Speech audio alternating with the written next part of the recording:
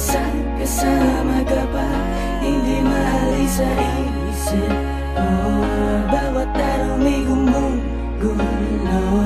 Nakikita ka pa rin sa harap ng salamin. Ano bang dapat gawin upang malimot ka? Kailangan tanggapin ang bukas ay harapin. Magising na lang na di na ikaw ang kasama. Di ko rin inaasang mangyayari to.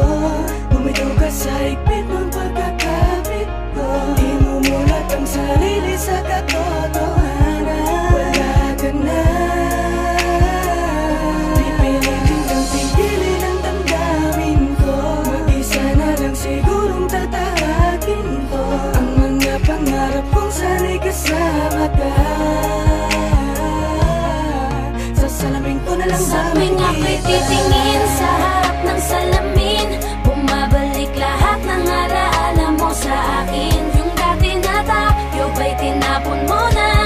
Wala na bang pag-asa na maayos pa? Dati mong pagtingin ba'y nagbago na rin? Dahil bitbit ko pa rin ang mga pangakong di mo na ba tutuparin? Nakikita ka pa rin sa tuwing ako'y titingin, sa tuwing nasa harap na ng salamin. Tingin ako sa salamin, nakikita ko pa rin dinadalawa ko ng ating nakaraan. Binabalik tanawi, masakit matagapin ang mga kahapon di na mababalikan.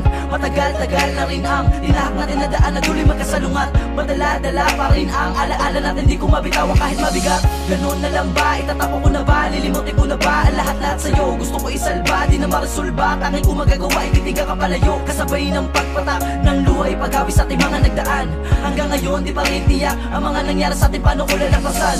Dinaan mo sa biglaan ang iyong pagkawala, at yung tayong dalawa parang sa'yo'y baliwala. Sadya nga ba talaga ako'y walang halaga, kaya pag-ibig mo sa akin ay binaling sa iba? Pinipilit maging tama ang bawat pagkakamali, pagbitaw mo sa akin para sa'yo ay madali. Pait ang bumabalot sa peke kong mga ngiti, matamis sa tawa na sa likod hihikbi na hindi mo na puna, hindi mo na makuha, tumitig sa aking mata. Hinayaan mo na laman na walang pag-alilangan, na masayang ang lahat-lahat sa ating dalawa. At sa muli kong pagharap sa salamin, kasama ka pa rin ang akin na tanaw. Paano pa makakausap, palayo ko sa ating nakaraan, hindi ako makabitaw. Titingin sa harap ng salamin,